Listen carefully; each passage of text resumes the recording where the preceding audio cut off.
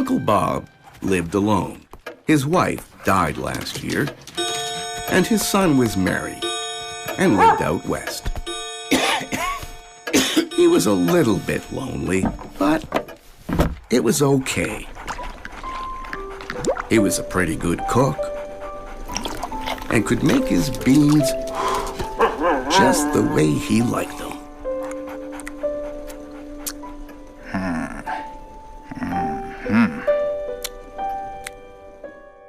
All that winter, Uncle Bob had been feeling a little under the weather. Nothing particular.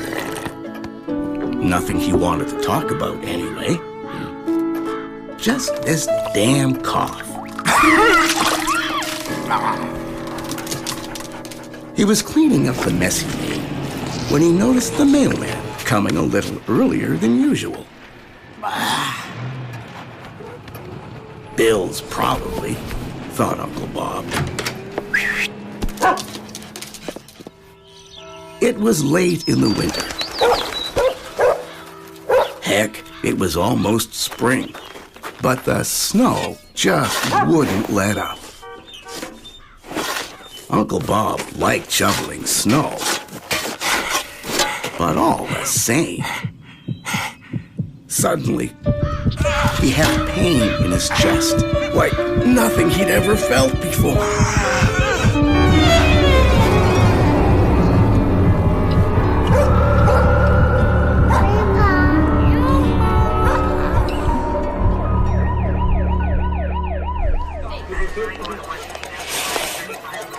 Uncle Bob was getting up in years, and though he'd had his share of close calls and colds and that sort of thing, he'd never been sick enough to go to the hospital. Yet, here he was, tucked in a strange bed, people poking him, feeling him up, or x-raying something or other.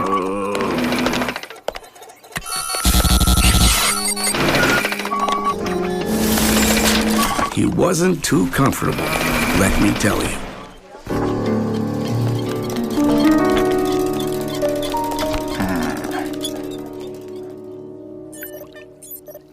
For one thing, he wasn't used to eating in bed.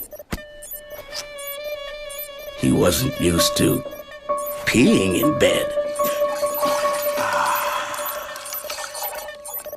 Hey, what about a little privacy? Uncle Bob was in a big room with some other old fellows. They were all sick too. It was pretty boring in there. Except when his roommate Bud had visitors.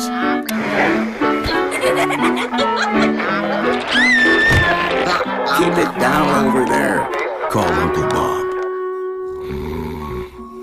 Every night was the same. Uncle Bob would just get to sleep when... Yoo-hoo, here's your sleeping pill. He hated that. The meals weren't bad, not what he'd eat at home. But he couldn't complain. He wasn't hungry anyway.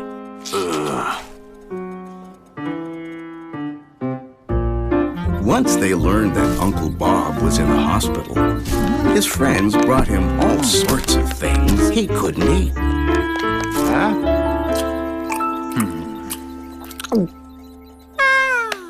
The cleaning staff put the leftovers in the cupboard where they grew brown and fuzzy.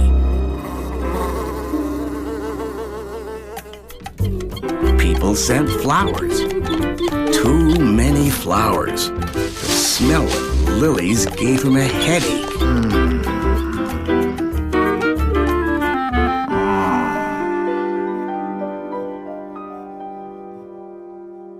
His friend Ethel said, "Ma, you look good.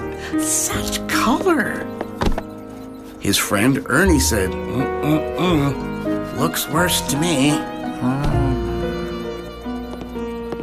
Bertha from the Seniors Club came by to talk about her troubles. My, she had a lot. His sister brought him some of her favorite books to read. Said Uncle Bob. How about the news? Uncle Bob said, read something else. His friends were getting a little worried about Uncle Bob. Then Ethel remembered how much she loved music. Blah, blah, blah, blah, blah.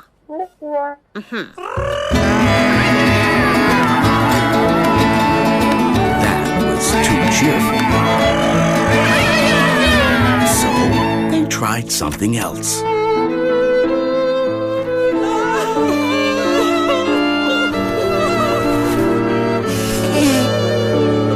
That was too sad. The days dragged on and on. Uncle Bob's old life felt like a distant memory. Hello. One day, the social worker came by to ask Uncle Bob what he planned to do when he got out of the hospital. The social worker thought it might be time for him to move into a nice seniors complex.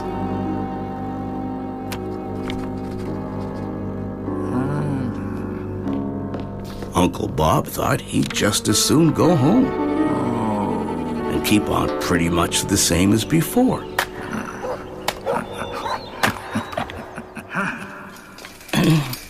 What if you have another heart attack?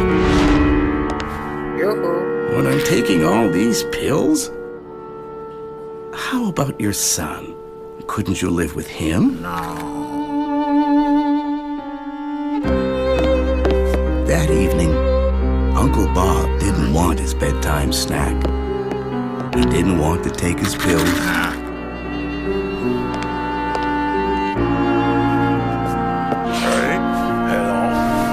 He didn't want to talk to Bud. No one knew how to cheer up Uncle Bob.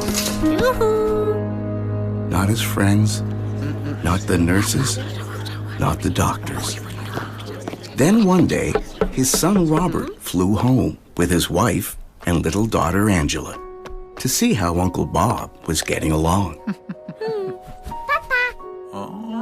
Me too. Yep. Of course, everybody wanted to talk to Robert right away.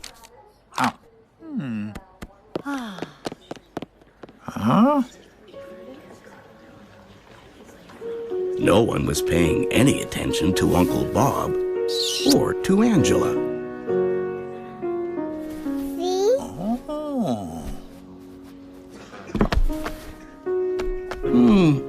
Let's have a look at her, said Uncle Bob. So while Robert and the rest of them had their meeting, Angela and her grandfather had a little, well, a sing-along.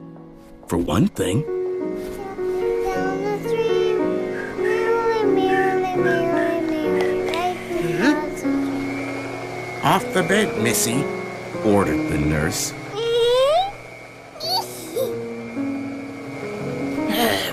Said the nurse.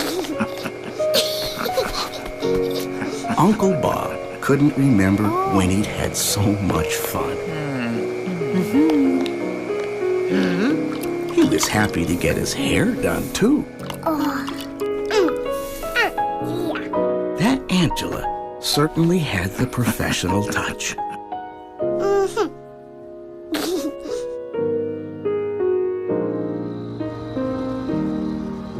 Now, after a few weeks of visits from Angela and the others, Uncle Bob was starting to feel a whole lot better.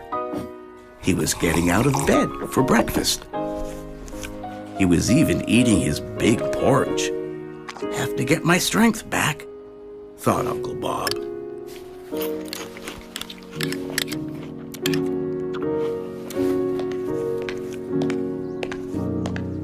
When the nurse came by with fresh pajamas, Uncle Bob said, "Nope. Gonna get dressed today."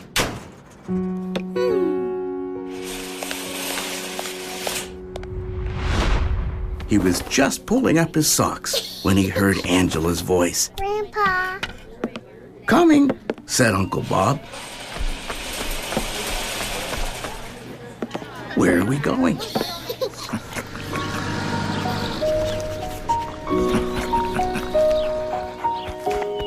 Life kind of felt like it was getting back to normal.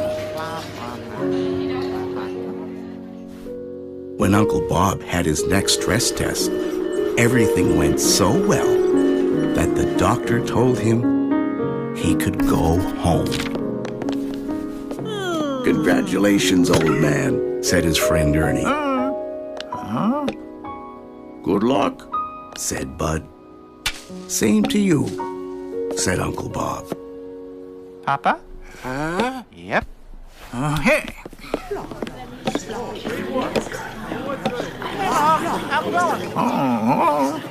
Away they went, out of the hospital to Uncle Bob's little house in the country. Well. "Looks like I have new neighbors," said Uncle Bob. "That's right," said Robert. "We bought the place," Yep. said his son. "We're going to be your new neighbors." Well. That evening, Uncle Bob couldn't wait to make himself a little supper. The beans were just getting warm when... Well, now.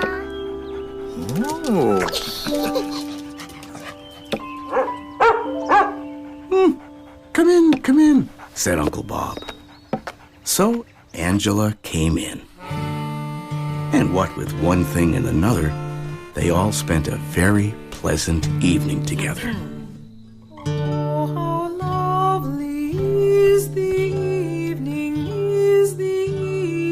when the bells are sweetly ringing,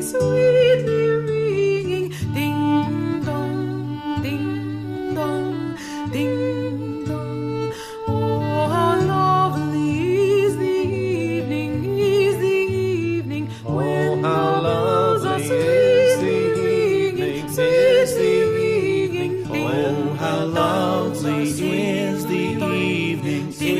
the evening, when the bells are sweetly ringing, ding, how lovely is the